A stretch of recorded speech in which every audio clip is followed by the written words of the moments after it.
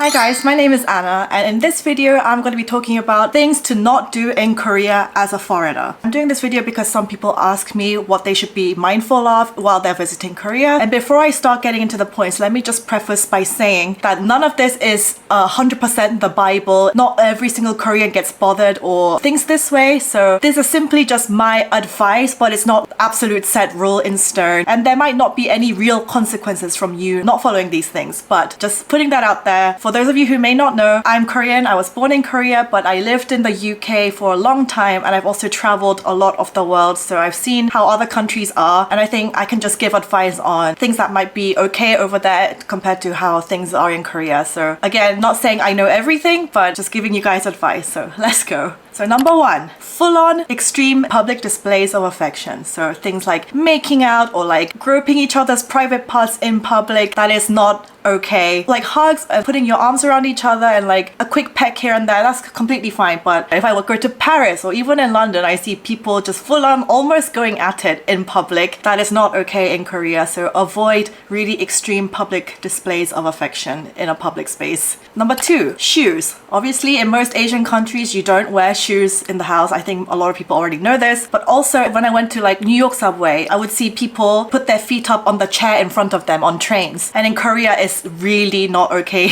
to do that. That includes train seats or park bench seats. Just put your feet on the ground, nowhere else, basically. That's the general rule. So a lot of Korean buildings, they actually have slippers. You take your shoes off, and then for the actual room, they have slippers for people. And I've seen some foreigners complain about this because they're like, I don't want to take off my shoes. I think my shoes look cute with this outfit. I don't really want to wear these pink slippers or whatever. But you have to do it. You just have to follow the rules. Absolutely no shoes allowed in the house and not on public seats. Number three is jaywalking and crossing on a red light even if there are absolutely no cars around. In Korea, just follow the traffic lights. When I lived in London, if I go to New York, I know everybody just jaywalks. If there are no cars around, everyone thinks it's fine that you just cross the road, whatever. But in Korea, really don't do that. I was even surprised at this because I was with my dad once and it was like really god early time in the morning, like 5 or 6 a.m. There were absolutely no cars right there and we just had to cross the road to get to the hospital. It was the red light crossing. And I was like, but dad, can't we just walk? There's like no one here. He was like, no, in Korea, we don't do that. No, it's not okay. So we waited until the light turned green, even if no cars went by. But yeah, that's just how Koreans do it. Just follow the rules, don't jaywalk. Also, there was an incident a while ago where two foreigners, I think Americans, they were skateboarding down the hills of Itaewon. Obviously, as you go down, you pick up speed, but there was a truck driver coming from the other side and they both crashed. And luckily, nobody got massively injured from that incident, but the driver might have PTSD. He thought he might have killed someone. So don't do kind of stupid stuff like this. Be respectful and use common sense because that could have easily happened and somebody really could have been injured or like died. So yeah.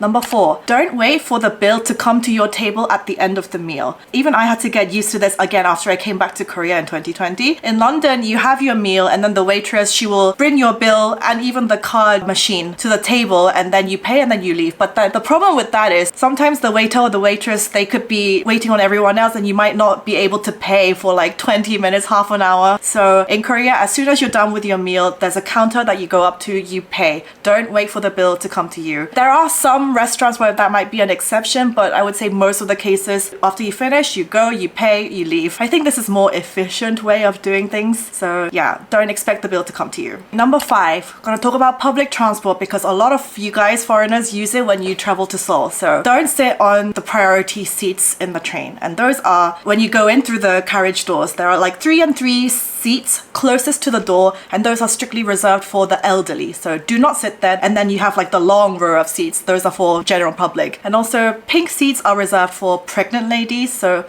don't sit there unless you're pregnant. Talking loudly or listening to music very loudly and just drawing attention to yourself on public transport is generally a no-no. People have usually their AirPods or they're watching stuff on their phone. If you're with a friend, just talk on the quieter side and just chill on the train. Number six, people ask me like, is it still the case that it's inappropriate to show like chest cleavage in Korea? I would say especially in regards to foreigners, because I think people are way more lenient with foreigners. They're not really gonna care so much, and it's because it's summer. Everyone in Korea kind of dresses in like short or revealing clothing as well, but you might get stared at. So if you feel uncomfortable with that, if you're wearing like a low-cut top, maybe bring like a cardigan or like a jacket to throw on for the train. But like in the summer on the streets, there are loads of people just wearing kind of what they want, and people were asking me, is it okay to show stomach? I think it's fine. There are loads of people wearing crop tops these days, but like I said, on public transport when a lot of elderly people are there as well, maybe just bring a light covering for the train. There was one incident for me as well when I was on the train with my friend, and I was wearing like a slightly crop top and a pair of Dickies trousers. They were kind of like trendy, and like the top of the trouser rolls over and it kind of shows your belly button and like that midriff area.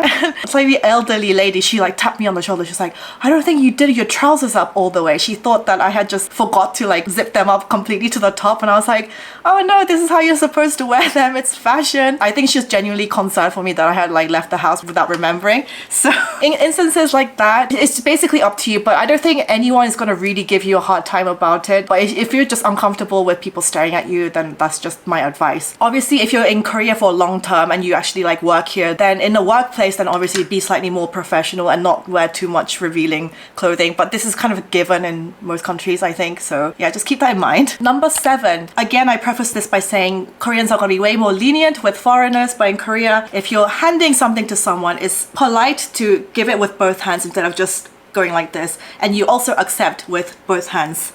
So when you receive or giving things, just try to remember to do it with both. Probably most Koreans will find it like really charming if you do that, because they won't really expect you to know, but they will find it charming if you do this. So that's my advice. Number 8. I've seen some people that I know do this when they come to Korea. Don't do the Namaste gesture when you bow in Korea, because that is not a Korean custom. We don't do this. That's used in India and parts of Southeast Asia, but in Korea we just bow. We don't do this hand gesture. So yeah, that is not a Korean custom, so don't do that. Number 9, do not leave a tip at restaurants. It's not a thing here like in America, for example. Nobody thinks you're rude if you don't leave a tip. Finish your meal, just pay what you owe. They will give you back change. If you need change, don't leave a tip. And number 10, don't get offended when people ask you for your age. In the West, if somebody asks you like how old are you, that can sometimes come off as quite rude. But in Korea, there is an age hierarchy system and everyone just asks each other for their age. Because obviously Koreans, we use honorifics and how you address them and stuff. So it is important to figure out someone's age. So don't be offended if people ask you for your age like kind of immediately after asking for your name. That's just a thing in Korea. Number 11, don't expect like greetings or small talk with random strangers, because in Korea, everyone pretty much keeps to themselves. And also making like direct eye contact with people on public transport is not really a thing. Like when I went to New York last time, people would just start talking to me on the street. Hey, how's it going? And just stuff like this.